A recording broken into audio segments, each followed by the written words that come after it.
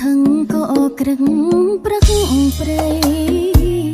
ខ្មាំងពៀនបំភ្លៃចំបាំងរៀងជុលកូនខ្មែរមកមុនប្រយុទ្ធទុំទល់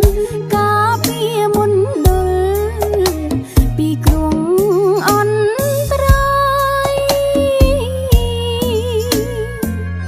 ថិតខ្លួនជួតំជាប់ចាំងជានឹកស្ម័គ្របំពេញកិច្ចជូនជាតិមិនស្ដាយពេលជាតិមានទុកដែលចាំងពុកត្រាយជាតិសងសប្បាយសប្បាយរួមគ្នាយុទ្ធប្រសង្ឃពេញពតែចូលធំប្តីអន្តមុតខន្តីតបតបធានារៀបរឿងផ្លូវទូតរត់រៀងស្ទង់ស្ទៀងដើម្បីការពារជាតិកម្ពុជាមាតុភូមិអូដូមាតុភូមិអូដូសំឡេងព្យាយាមទាមទារសន្តិភាពសង្កលបានជ្រាបទុកខ្មែរក្រៀមក្រំខ្មែរស្អប់សង្គ្រាមឈាមខ្មែរស្អាតស្អំសុំសងសាំងសំកម្ពុជាម្ចាស់ដី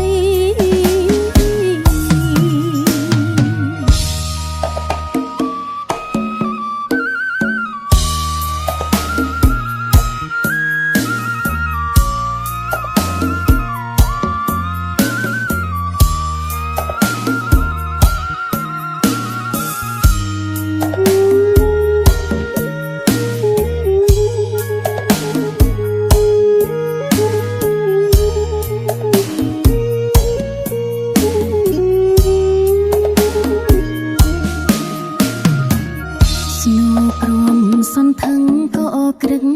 ប្រឹកព្រៃខ្មាំងពៀនបំភ្លៃចំបាំងរៀងជុលកូនខ្មែរមកមុនប្រយុទ្ធទុំទល់ការពារមុនដុលពីគ្រងអន្តរាយថិតខ្លួនជួតំជាប់ចាំងជានឹកស្ម័គ្របំពេញកិច្ចជូនជាតិមិនស្ដាយពេលជាតិមានទុកដែលចាំងពុកត្រាយជាតិសងសប្បាយសប្បាយរួមគ្នាយុទ្ធប្រសង្ឃពេញពតែចូលធំប្តីអន្តមុតខន្តីតបតបធានារៀបរឿងផ្លូវទូតរត់រៀងស្ទង់ស្ទៀងដើម្បីការពារជាតិកម្ពុជាមាតុភូមិអូដូមាតុភូមិអូដូសំឡេងព្យាយាមទាមទារសន្តិភាពសង្កលបានជ្រាបទុកខ្មែរក្រៀមក្រំខ្មែរស្អប់សង្គ្រាមឈាមខ្មែរស្អាតស្អំសុំសងសាំងសំកម្ពុជា